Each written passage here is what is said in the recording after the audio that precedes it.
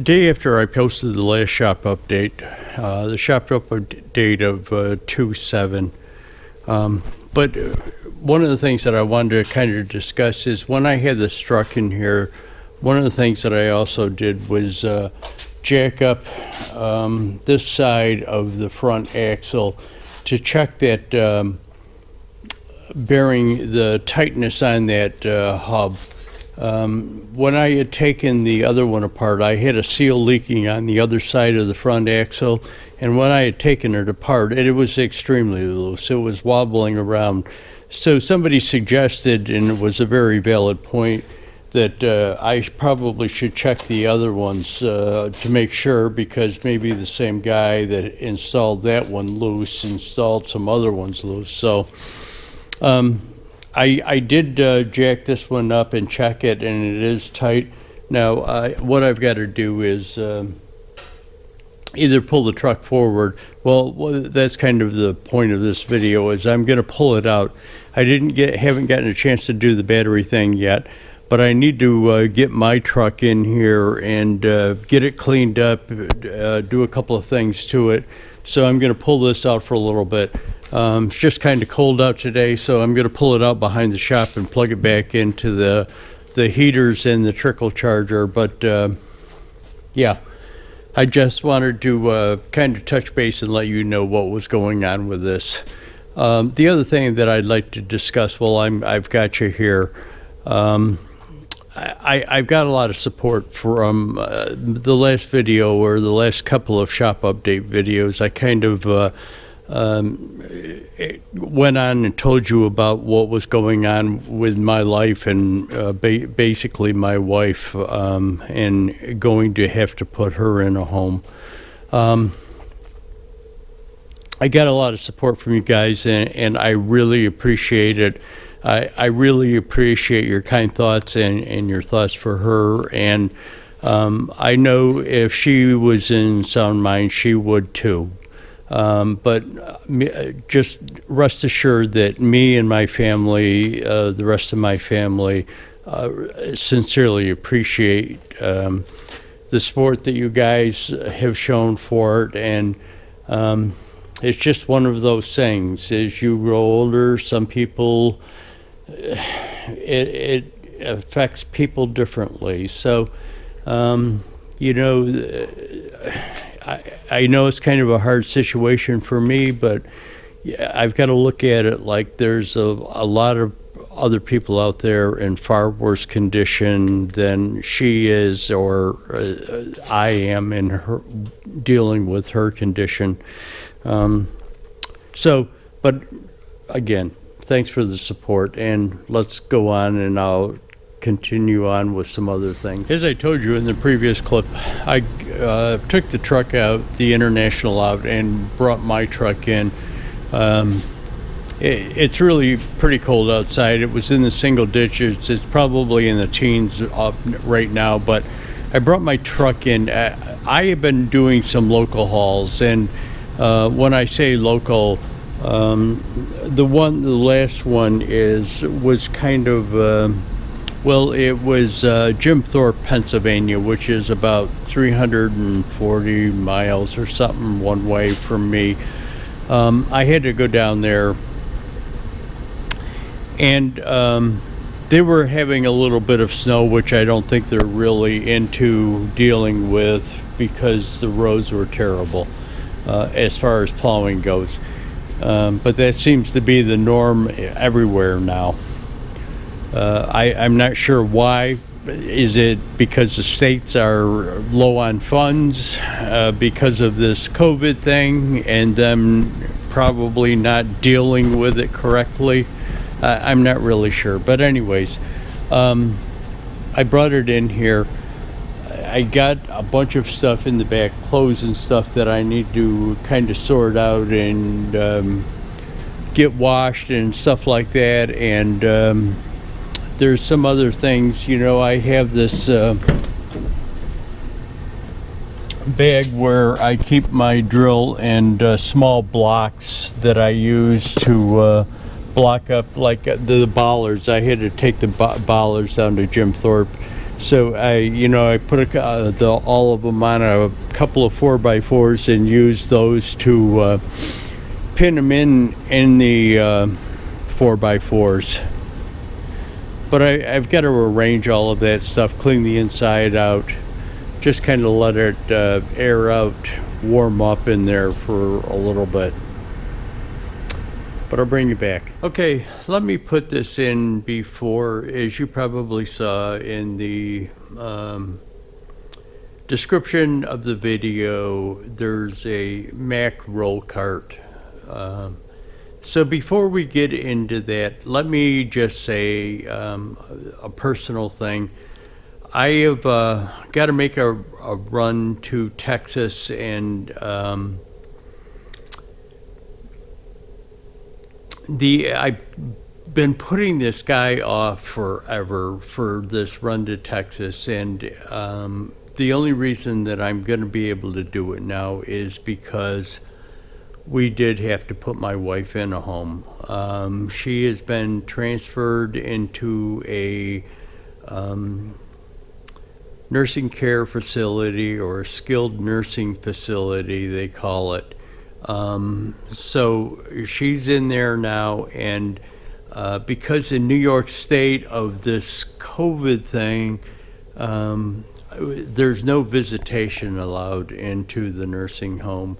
But they are going to be setting us up with some video conferencing so that they can put her on like an iPad and video conference me so that I can see her and she can see me. But anyways, to make a long story short, she has been put in a home. So it's kind of, we've been putting it off. We didn't want it to really happen. Of course, you want the person to be able to stay at home and not have to go into a nursing facility, but so be it. It's kind of a relief, probably a relief for her, because she can get more care, better care, people that deal with this type of thing all of the time. It's a relief for me because she would get up at night, even though she was on medication for anxiety and to try and help her sleep. She would get up, I would put her back in bed. She would probably get back up within 5 minutes of me putting her back in. And this happened maybe, this is no joke, it probably happened 20 times a night. So at least now it's better off for both of us because I can actually get some sleep, good sleep at night. So she did go back in, and I really appreciate, like I had mentioned previously in the beginning of this video, I really appreciate your guys' support and the well wishes from everybody. But that's where we are right now. So she is in a facility, and we'll go from here. I'm not sure, the facility is quite a ways away, but again, there's no visitation right now. But that's the only one that we could get her into quickly. So as time goes on, they also do provide therapy there, both physical and mental therapy, and helping her, guide her through her issues. So hopefully after they do some therapy and something else opens up closer, we might be able to transfer her to a home closer to our location, so that it's easier for us to access when they do open visitation back up again. But anyways, enough said with that, but thanks again, guys, for all of your support, well wishes, and everything else. I know that if, again, like I said before, if she was in sound mind, she would appreciate it too, although she doesn't even know that I do YouTube videos. But anyways, thanks again, and let's roll on with something else. Okay, so in my shop updates, I've kind of been dropping some hints here and there about some tools and stuff. So let me show you what I got. I just bought a Mac roll cart. Now, a lot of people might say, what the hell, you got that big toolbox that everybody keeps talking about, and what do you need this for? What I need this for is there is common everyday tools that you use when like I got a car up on the lift or my truck up on the lift, but I can't bring that toolbox to it. So you keep walking back and forth. So what I wanted was a roll cart that I could roll under the truck while I'm working, and the tools are right there. So I'm going to have a little unboxing here, and I'll show it to you as it goes along. Okay, I'm just going to let the camera roll as I take it off. So I have no idea. I don't think the tool guy even actually had an idea. He couldn't stay because he was taking his father-in-law to the hospital, but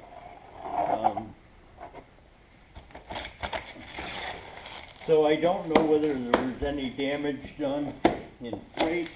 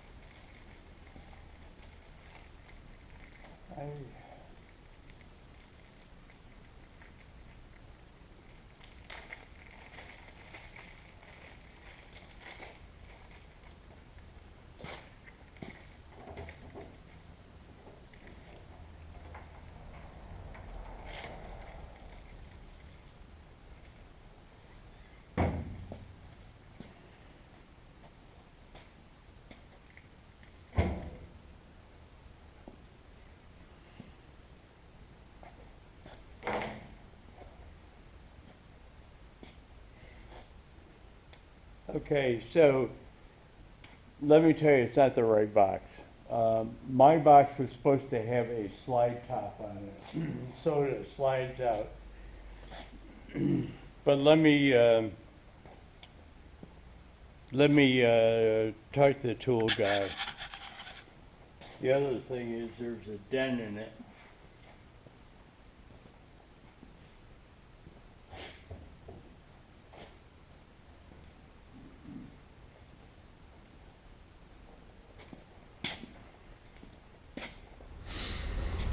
Okay, so as you just saw from the video, it is the wrong box. The box that I got, and what I'm going to do is try and put a pick and pick here,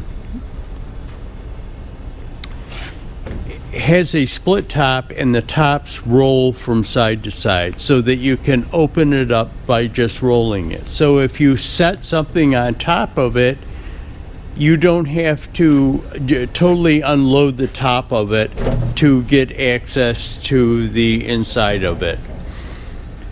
So I just had a conversation with my grandson and talked about it, and what I'm doing is making this video and kind of getting your guys' input on it. We're weighing maybe keeping this thing and just putting up in here, so it's got a spot over there for like pry bars and stuff. So just keeping chargers, things that we don't really use a lot, up in here. Chargers, the pry bars, stuff like that. And then keeping the box, putting the sockets that you would probably be using more often in one of the drawers, and keeping this box. So basically this thing would be closed all the time. What we could do is, so that vinyl mat, let's call it, goes over the top of it. But what we're thinking about doing is, if we do keep it, maybe putting a lot of these bigger magnetic trays on the top, so if you do set stuff up there, you can leave it up there when you open it. Basically everything that we would be putting up there is probably small parts, nuts, bolts, washers, stuff like that. We could put in those trays, and because they are magnetic, we would still be able to open this thing up. But what I'm going to do is let you guys weigh in on this situation. So originally the box was ordered as a split top that rolled from side to side to gain access in there, so that you wouldn't, because we all know any flat surface in a shop becomes a storage area, and you always are putting stuff on there. And the reason I don't didn't like these things is because, like on cheap boxes, you have to open the lid to get the drawers to open. Well, with this box, it has a lock inside that you can unlock, and this locks the top, this lock inside locks and unlocks the drawers. But so with the top closed, you can still access the drawers. But what I want you guys to do is weigh in on this. What do you think I should do? Do you think I should keep it, or do you think I should get the other one that I had ordered originally with the sliding tops? Let us know.